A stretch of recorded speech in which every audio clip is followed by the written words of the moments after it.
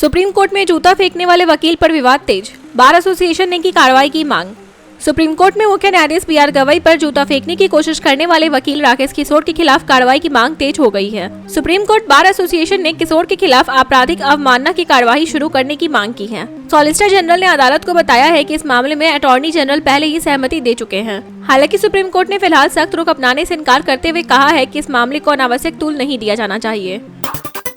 त्योहारी सीजन में रेलवे का बड़ा फैसला, दिल्ली और मुंबई सहित कई बड़े स्टेशनों पर प्लेटफॉर्म टिकट बिक्री बंद। त्योहारी सीजन में बढ़ती भीड़ और सुरक्षा को ध्यान में रखते हुए रेलवे ने बड़ा फैसला लिया है। 15 से 28 अक्टूबर तक दिल्ली, मुंबई और उत्तर भारत के कई प्रमुख स्टेशनों पर प्लेटफॉर्म टिकटों की बिक्री रोक दी गई है। नई दिल्ली, पुरानी दिल्ली, हजरत निजामुद्दीन, आनंद विहार और गाजियाबाद स्टेशन के यात्री बिना टिकट प्रवेश नहीं कर सकेंगे। रेलवे ने कहा है कि भीड़ नियंत्रण और यात्रियों की सुरक्षा सर्वोच्च प्राथमिकता है। केवल कन्फर्म टिकट वाले यात्रियों को ही स्टेशन के भीतर जाने की अनुमति होगी। नारायण मूर्ति और सुधा मूर्ति ने जाति सर्वेक्षण में शामिल होने से किया इनकार, सरकार बोली यह व्यक्तिगत निर्णय। इन्फोसिस के संस्थापक नारायण मूर्ति और राज्यसभा सांसद सुधा मूर्ति ने कर्नाटक में चल रहे जातिगत सर्वेक्षण में हिस्सा लेने से इनकार कर दिया है। मूर्ति दंपति ने राज्य सरकार को पत्र लिखकर कहा कि यह सर्वे समाज के लिए उपयोगी नहीं है और वे अपनी निजी जानकारी साझा नहीं करना चाहते। इस पर कर्नाटक सरकार का कहना है कि यह हर नागरिक का व्यक्तिगत निर्णय है और किसी पर जबरदस्ती नहीं की जाएगी। मामला अब राजनीतिक चर्चा का विषय बन गया है। हरियाणा पुलिस में मनोबल बढ़ाने आए नए डीजीपी, बोले दगा करे वो किसी से तो शर्म आए मुझे। हरियाणा में लगातार आत्महत्या और भ्रष्टाचार मामलों से पुलिस की छवि धूमिल होने के बीच नए डीजीपी ओपी सिंह ने मोर्चा संभाल लिया है। उन्होंने पुलिस बल का मनोबल बढ़ाने के लिए पत्र जारी किया, जिसमें कहा गया पुलिस का काम न्याय दिलाना है, डर पैदा करना नहीं। ऐसा माहौल बनाए कि शेर और बकरी एक ही घाट पर पानी पिए। उन्होंने ईमानदारी, जवाबदेही और जनता से संवाद बढ़ाने की अपील करते हुए टीम वर्क को प्राथमिकता देने की बात कही।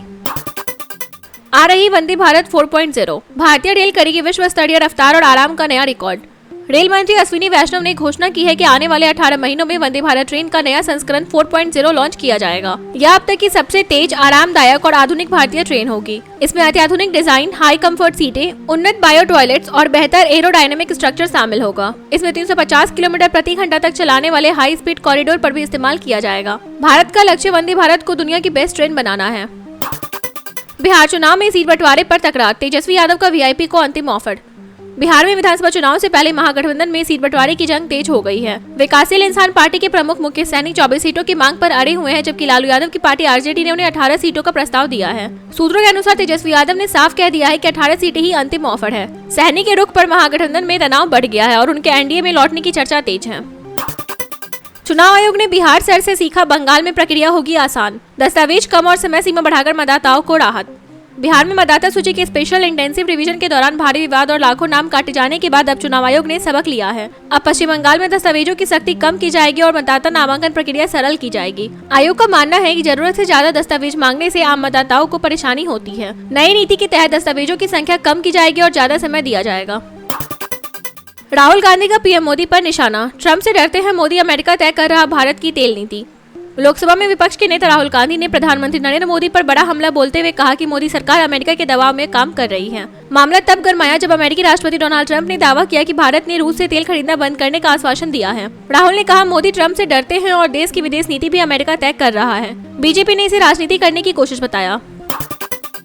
ट्रंप के दावे पर भारत सरकार का दो टूक, तेल नीति कोई और नहीं भारत तय करता है। डोनाल्ड ट्रंप के दावे पर भारत सरकार ने कड़ा जवाब दिया है। विदेश मंत्रालय ने साफ कहा भारत केवल अपने लोगों के हित के लिए फैसले लेता है, किसी दबाव में नहीं। बयान में कहा गया कि भारत ऊर्जा आयात करने वाला बड़ा देश है और तेल आयात नीति पूरी तरह राष्ट्रीय हितों पर आधारित है। भारत ने साफ किया रूस हो या अमेरिका, किसी भी देश से ऊर्जा खरीद सिर्फ आर्थिक हित देखकर की जाएगी। सुधा मूर्ति ने फिर ठुकराया जाति सर्वे, बोली हम पिछड़े वर्ग से नहीं, यह सर्वे बेकार। कर्नाटक में चल रहे जाति सर्वे पर सुधा मूर्ति और नारायण मूर्ति ने एक बार फिर अपना रुख स्पष्ट किया है। कपिल ने कहा कि यह सर्वे समाज में बंटवारा पैदा करेगा और इसका कोई सकारात्मक परिणाम नहीं निकलेगा। उन्होंने कहा कि वे पिछड़ा वर्ग से नहीं आते और उनकी निजी जानकारी की सरकार के काम भी नहीं आएगी। इस बयान के बाद राजनीति गर्मा गई है। सरकार ने कहा यह स्वैच्छिक प्रक्रिया है, किसी को मजबूर नहीं किया जाएगा।